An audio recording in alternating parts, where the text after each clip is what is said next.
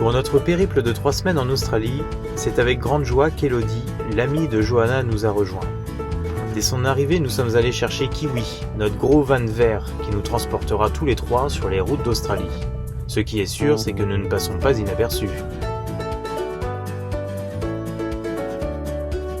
C'est parti! Nous commençons par l'île aux kangourous, où nous sommes restés quelques jours.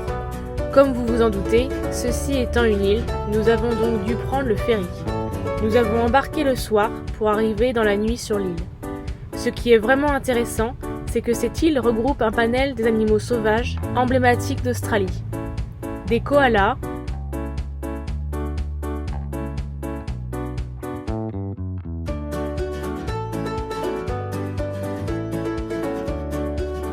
des wallabies,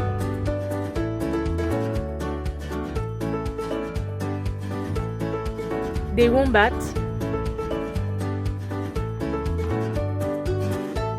des lions de mer,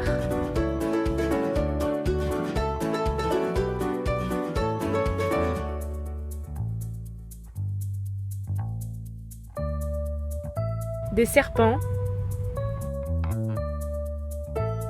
et des dingos.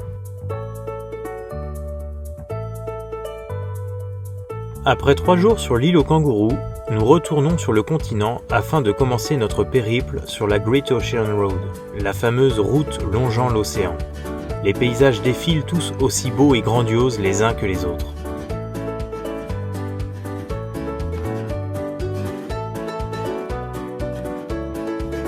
De falaise en falaise, chaque point de vue est à couper le souffle.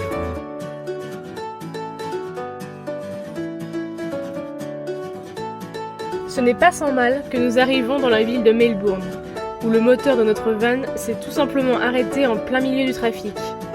Une fois le dépanneur sur place, Florian s'est retrouvé en train de pousser le véhicule afin d'aider le mécanicien au milieu de la circulation. Nous ne le savons pas encore, mais nous continuerons notre road trip avec un nouveau véhicule. Le voici, il est plus petit mais pas moins discret. Notre monospace aménagé est conçu pour 4 personnes. Tout est optimisé et nous avons réussi à caser toutes nos affaires dans ce véhicule beaucoup plus petit. C'est un miracle. Sydney, nous y voici. Nous attendions de découvrir cette ville avec impatience, notamment pour visiter son célèbre opéra, connu dans le monde entier. Ce gros coquillage est aussi impressionnant de par sa forme que par son intérieur grandiose. Sydney, c'est aussi l'occasion idéale pour flâner au Luna Park, ou encore à Bondi Beach et sa piscine débordant sur la mer. Changement de décor. Situé à 1 heure de route de Sydney, les buildings font ici place à une immense forêt d'eucalyptus. Nous voici aux Blue Mountains. C'est l'occasion idéale pour rencontrer des animaux, notamment beaucoup d'oiseaux. Pour se rendre au pied des falaises, en plein cœur de la forêt, nous avons emprunté le train le plus incliné du monde. Accrochez-vous!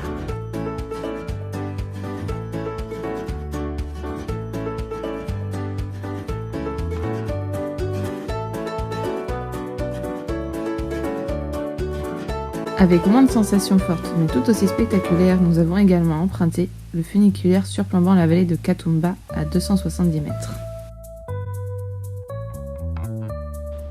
Pour dormir, nous stationnons en général à la fois en pleine nature, mais aussi dans des campings. Ce n'est pas ce qui manque en Australie. Tout est prévu pour les voyageurs ici. Des barbecues, des cuisines équipées, des tables, etc.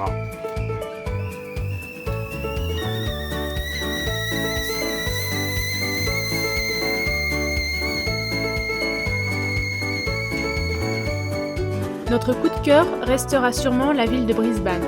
Les buildings se fondent dans une végétation omniprésente, notamment dans un parc où se trouve une immense piscine publique avec vue sur les gratte-ciel. Nous avons passé une bonne partie de notre séjour à emprunter le City Hooper, une navette gratuite qui vous emmène d'un point à un autre de la ville en voguant sur la Brisbane River. Et voilà, c'est l'heure pour moi de quitter Johanna et Florian, après 3 semaines d'aventure en Australie. Mais j'espère bien les retrouver ailleurs sur un autre continent. Pour nous, l'aventure continue. Nous roulons vers le nord, à quelques centaines de kilomètres de Brisbane, où commence la fameuse Grande Barrière de Corail. C'est dans la ville de Yeppoon que nous prenons un bateau en direction d'une île paradisiaque, l'île Keppels. Nous sommes seuls sur ces grandes plages de sable blanc, Nous en profitons bien évidemment pour faire du snorkeling afin de voir les célèbres coraux australiens. Nous continuons encore un peu plus au nord jusqu'au cap Hillsborough, où dans notre camping, situé en bord de plage, se baladent librement des kangourous. D'ailleurs, ce camping est connu pour pouvoir observer sur sa plage un groupe de wallabies qui n'est présent qu'au lever du soleil.